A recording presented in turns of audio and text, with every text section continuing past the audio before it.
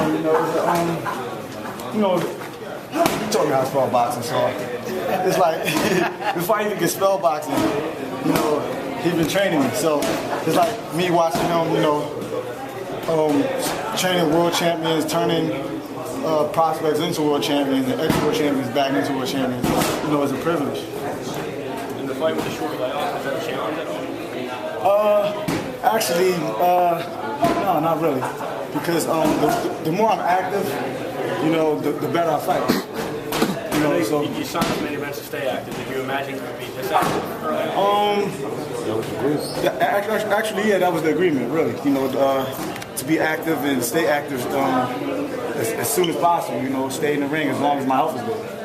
And Nazim, does training your nephew ever get in the way?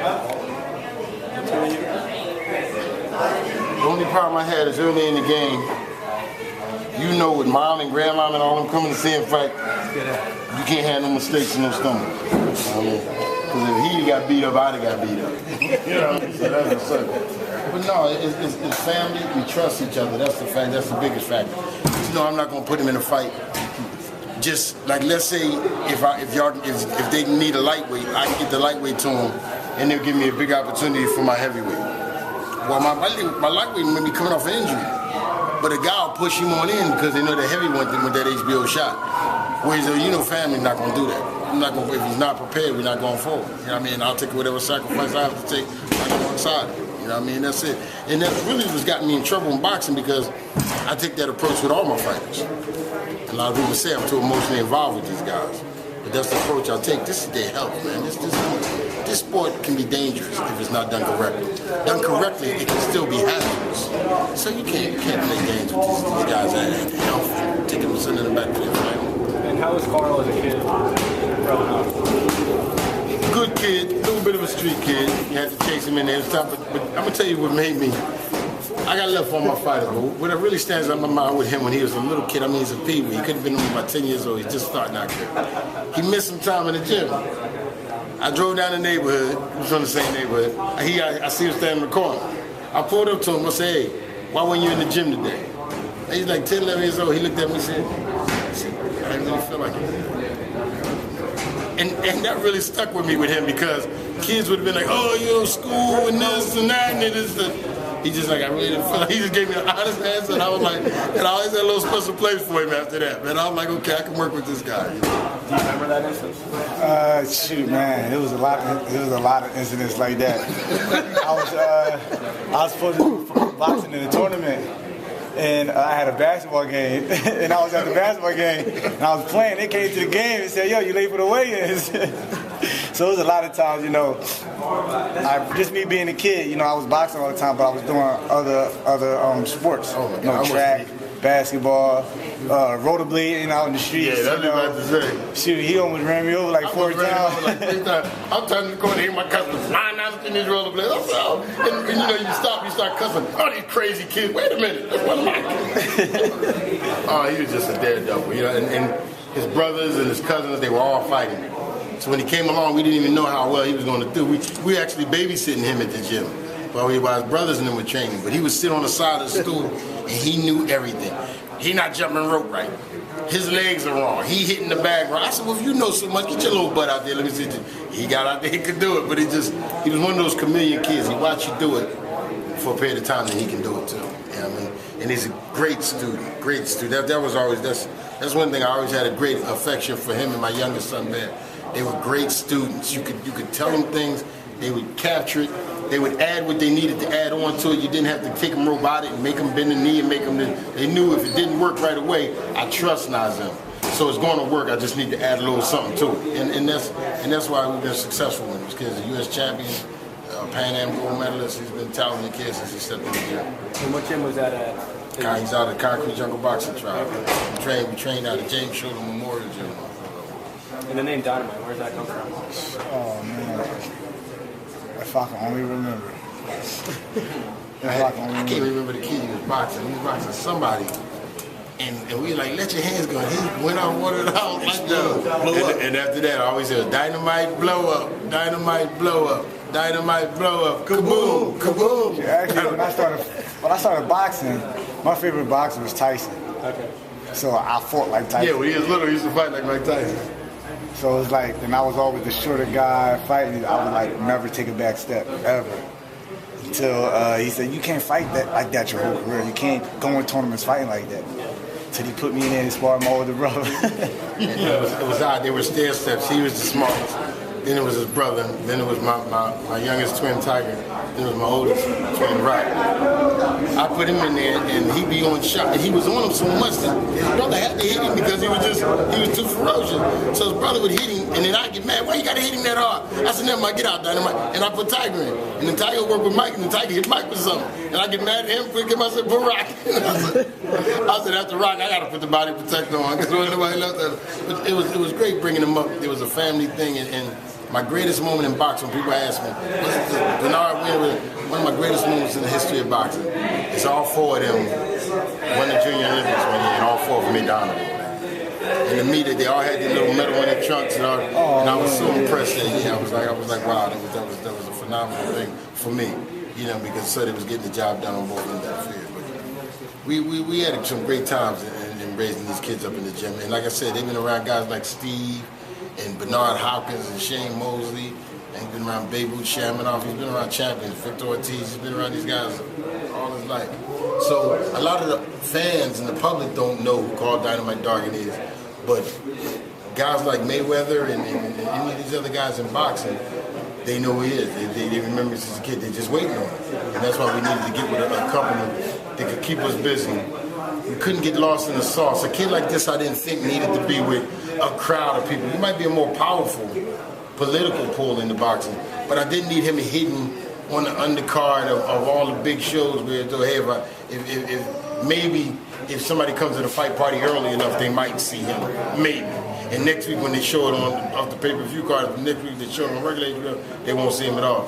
So Main Events had a great setup and a great situation with NBC, where he's getting played, he's getting attention. And he finds out hard, attention can work two ways. I mean, see, when nobody sees you, they don't see if you get caught with a good shot. But when everybody's watching you, they see whether or not you get hit with a good shot or whatnot too. But like I said, this is no powder puff kid here. This is not a kid that guys think if they hit him in the chin, he's gonna go away. This kid can fight, you know what I mean? And he makes adjustments like a veteran. I had him in there with Ricky Hatton, and they even told me they've seen the kid so poised and he's just short. So we just need him to keep him busy. We just need to keep him, and I trust Main Events can do that. That's why we went that direction. Right. Speaking of Main Events, showcasing them more. They put him on his Future Star Series. His fight with Ramsey Gill. Now Ramsey caught you with the right hand. Like the first right hand he threw, you touched down quick, but you got back into the fight after that. You pretty much won the rest of that round. You're right. That shot, he was just physically strong. It wasn't like a powerful stinging punch. It was just like he was just physically strong. So it was like I wasn't all the way on balance, but he caught me with a shot. My glove touched and went down, whatever. So Chris knocked. I wasn't hurt or anything. As soon as he came to me, he was like, "Oh man, that wasn't a knockdown." He said, "Man, I was just off balance," and he kind of pushed me with the shot. I said, "Yeah, they call him knockdown."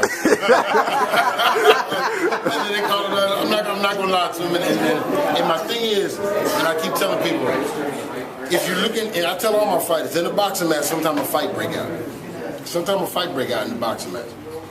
But what I teach my guys is I'm not going to teach my guys to fight from a dumb perspective. Don't lean up on the rope, close your eyes, and just throw punches. And the crowd's hooting and hollering, and maybe you get fight of the year because you're cracking each other in the brain, and afterwards you're doing interviews and laughing like you're crazy. We're not here for that. That's not what this sport is. If you want fighting, there's another sport where that's all they do. MMA, that's all they do. It's called fighting. Nobody's boxing. We're boxers. I tell my guys, that's what I meant. You hit my guy with a shot, don't think, it's going to be hard to hit him with a shot. And when you do, don't think the world's going to end, we're going to just fall apart. He's not made out of paper mache. You know what I mean? More than likely, when you hit him with a good shot, all that's going to happen is you're going to get your brains boxed out. You know what I mean? Because we just know I don't need to stand here with you and give you opportunities for more shots. But I'm going to turn you, and I'm still going to hit you more than you'll be able to hit me. And that's boxing. That's an experience. He was all upset with himself from a perspective, and that's what made me respect main events, understanding that level of boxing too. Because what happens is, whenever you have a kid that you see promising, as soon as something goes right, everybody wants to ban him. I saw you got. Andre Ward is a very good friend of mine. I know him since he was about 9 years old. My phone rang off the hook like I was his father, or I trained him when he got knocked down in the early pro career. People were calling me like, yo, isn't that kid you ain't talking about? He got buckled, he got da. I told him, I said, Ward is such a good fighter. Those early fights were the most dangerous. If Ward was going to lose, it was going to be in those first 10, 15 fights where you're just getting them rough kids and you're trying to build the kid up. I said, when he gets to the cream of the crop, you're going to find the better the opponent, the more dangerous the opponent, the worse Ward is going to beat him. I told y'all he's a young version of Bernard Hopkins. Bernard in a young body. You think the most dangerous guys that fought Bernard, they take the worst beatings. The most dangerous guy on paper against Ward would be would have been Dawson. Dawson on paper should have been the most dangerous. Coming from the experience, being the bigger man, all these things. Now everybody want to say, oh, it was his weight, oh, it was his this, it was that, it was that. These young guys are going to take little stumbles in the beginning of the sport. In his first 12 fights, he's been hitting the cup, hitting the back of the head, cut, elbow, bit twice, and knocked down. In his first 12 fights. It's going to be hard for him to see anything else unless Fan Man drop out of the doggone ceiling. And I told him, if Fan Man fall from the ceiling, lean around him and punch the other guy in the face. It's boxing. We know it's going to be rough stumbles. I didn't panic when Sergio went down. There's certain guys who you know their makeup. Them going down, you know, whereas other guys, when you just see them dropping their hand, you get nervous. There's certain guys, you're like, I know the makeup of this kid. Yeah, I mean, he's only had 12 fights, but he debuted all the way back in 2007. You know, what's been taking so long to get his career going? We had an injury or two. We had a bad injury, but more so than that, it was about one direction we thought we should be going, and then we found out that wasn't the case. It wasn't a good direction for us, so we had to go another route. And that's all it is. And getting the kid together, I won't put the kid out there if the kid's not ready. And when I mean all the way ready, I mean mentally and everything. You come to me and say, I'm ready. I say, I'm too busy watching what you do to hear what you say. Oh, I'm ready. We'll see when you're ready. When you went and he's showing me he's been ready. The kid's on time. He stays focused. He's doing things that we need done. Now we know we're ready. Now we got a fit that we need. We put him on cards. The other thing is a lot of fights fell out. He had to get with a promoter. Because other than regular shooters, they're not going to put the money up for the opponents for him to fight. Because everybody fights Karl Dargan. Everybody fights Karl. I'll fight Karl Dargan. I go out here and fight 5 people to fight Karl Dargan. 2 weeks later, they find that Karl Dargan is dynamite. Then you get the call back. No, my kid ain't fighting Dargan. Fight Karl Dargan. And that's been a lot. He's lost like 3 or 4 fights like that. That's been great. We were at a fight and the guy spoke to him. Hey, Dynamite, what's going on, man? I said, who you here with? He said, man, my son. I said, who you fighting? Some kid named Karl Dargan out of Ohio. I couldn't lose the fight. I was just like, all right. You know, and I knew the guy, but I knew his son could fight. His son could hold his own. Dynamite fought. It's been not a journey. We've been used to it. Like I said, I've been with Steve. Adversity's been a part of what we do. But we got him rolling now. We can't be concerned about what didn't happen. We can only be concerned about moving forward from here. He ain't the oldest brick in the wall. You know what I mean? So we still got youth. We got something we can ring that rag too. And we're going to run with it. Okay. All right, thanks. Thank you. Thank you. Stage of maybe this NBC broadcast, getting on the pro people, something like that. I would say probably by the end of the year. A couple more fights, sit down with my trainer Nazim and figure something out. Anything you want to say? April 20th, they're the Madison Square Garden, check me out. What's that mean to you? You mentioned Madison Square Garden. Oh man, actually I only been in Madison Square Garden one time. We've been on for Keith Holmes. So it's a blessing. A lot of the greats have fought there way back in the day. So, and when I get older, tell my children and grandchildren, I'll be able to say, all right, Madison Square Garden, I fought there. Speaking of which, do you know who you're fighting yet? No, that's the question. About me, Karl Dargan, Dargan, like, I won't know, like, most of the time I won't know who I'm fighting. There's really no reason. A lot of people say, like, I'm going to repeat it again, a lot of people say I should know because I have to find a strategy or look how they fight, whatever, but that's what the training's for. My trainer find out who I'm fighting. My trainer, you know, find a strategy for me to beat the guy. So, you know, most of the time I won't know who I'm fighting till we get to the ring. Okay. I know that was often the case as an amateur. Yeah, well, yeah, of course. Yeah, but even in the amateur, you know who's in your weight class. You get to see the brackets. Yeah. So, but you know, my trainer find that strategy, and I just execute the strategy. Okay. How, you know, since you're going to pick up, you know, the activity with your, you know, fights, because you debuted in 2007, but, you know, you only had, you know, 12 fights since then, but it's now that it's your main events, you know, it looks like you're going to be fighting a lot more often. When do you think you can start fighting, you know, rated guys? I would say, you know, once I get more active, you know, once I get active, you'll see that you'll start seeing the best of me. So I'll probably fight, after the 20th, I'll probably fight a good 2-3 more times this year, you know, depending on, you know, my health, depending on my health. So I can say around this time next year or mid next year, you'll see me in the rankings, fighting top guys in my division. Okay. All right. Any prediction for what you're going to do? Win. Win, you know. So that's basically. I don't go in planning and knocking anyone out. You know, I go in for the win. If I go in to get the win, but if the knockout comes, then that's what I'm gonna go for. All right. Well, best luck to you. All right, thank you. Appreciate it. Oh, wait, hold on.